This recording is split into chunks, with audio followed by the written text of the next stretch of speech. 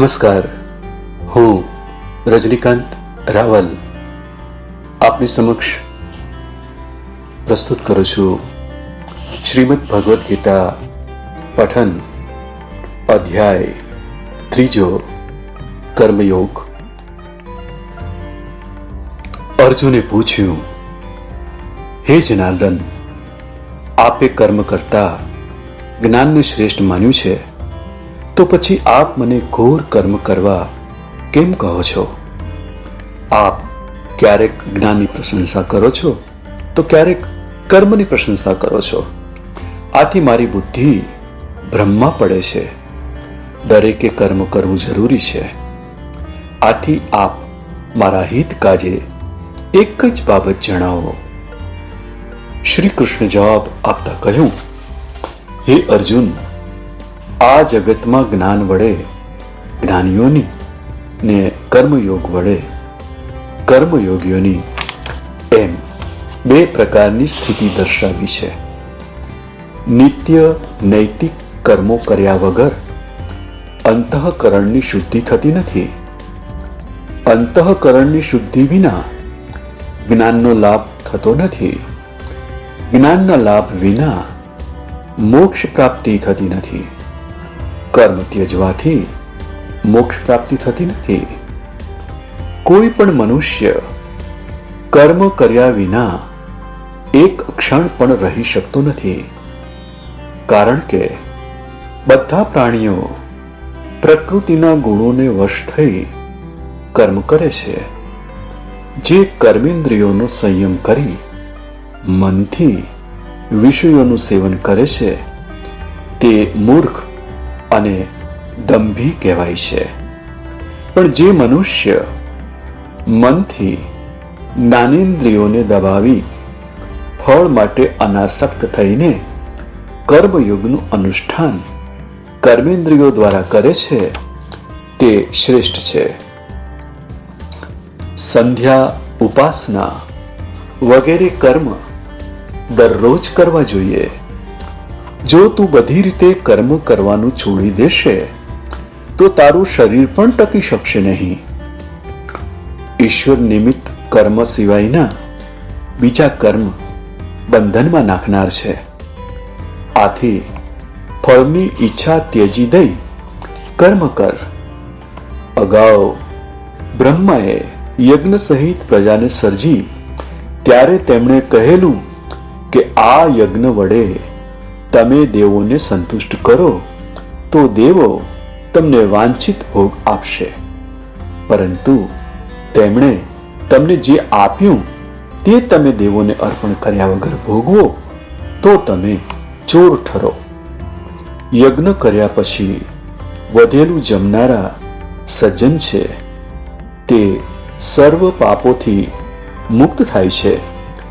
પણ જે મનુષ્ય માત્ર પોતાના માટે રાંધે છે તે પાપનું ભક્ષણ કરી રહ્યા છે. પ્રાણીઓની ઉત્પત્તિ અન્ન વડે થાય છે.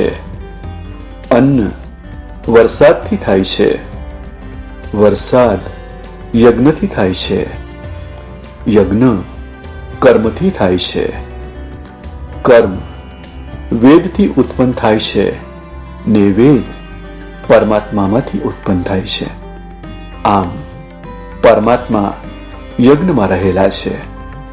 માટે યજ્ઞાદિ કર્મ કરવા જોઈએ. જે મનુષ્ય જગતમાં યજ્ઞાદિ કર્મ કરતો નથી તે ભારરૂપ છે ને વૃથા જીવે છે.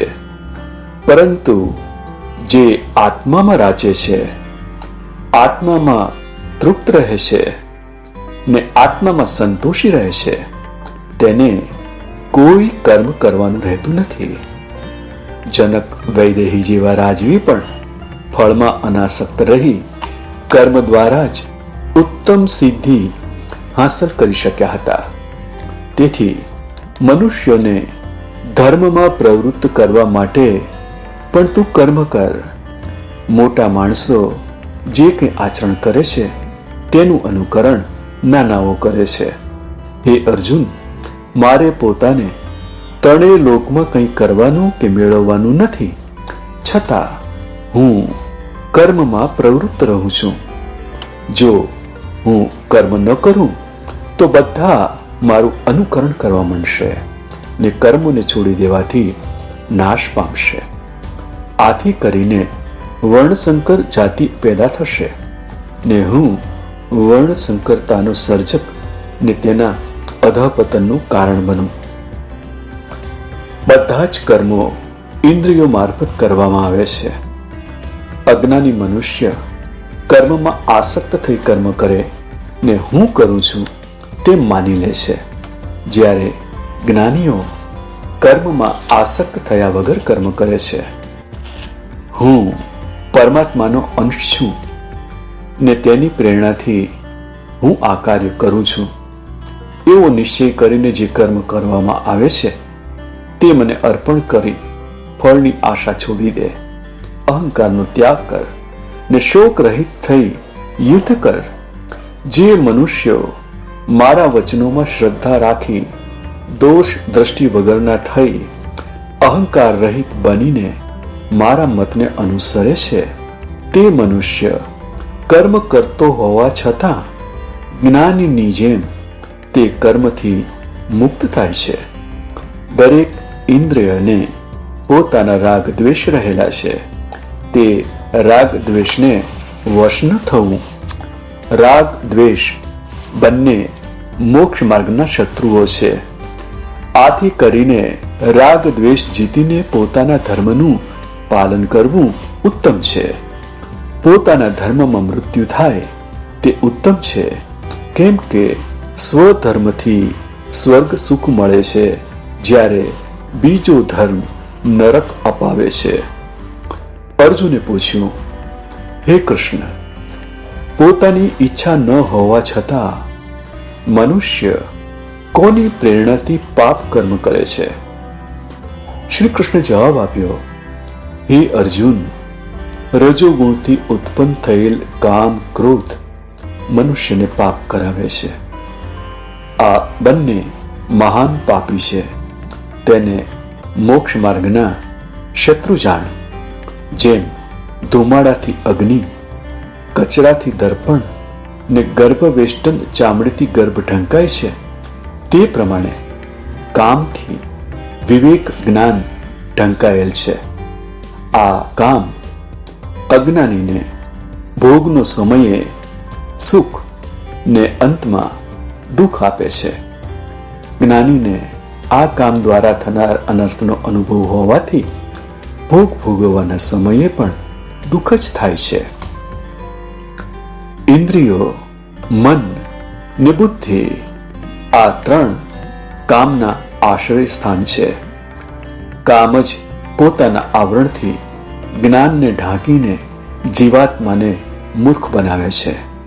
માટે તું પ્રથમ ઇન્દ્રિયોને વશ કરી જ્ઞાનનો નાશ કરનાર કામનો નાશ કર. ઇન્દ્રિયો દેહથી અલગ છે, બુદ્ધિ મનથી અલગ છે, મન ઇન્દ્રિયોથી પર છે, આત્મા બુદ્ધિથી પર છે. માટે હે અર્જુન, આત્માને બુદ્ધિથી મહાન ગણીને બુદ્ધિથી મનને અંકુશમાં લઈ કામરૂપી શત્રુનો નાશ કર. ઇતિ શ્રીમદ ભગવદ્ ગીતામાં શ્રી કૃષ્ણ અર્જુન વચ્ચે થયેલ સંવાદમાં કર્મયોગ નામનો 3જો અધ્યાય સંપૂર્ણ. અસ્તુ.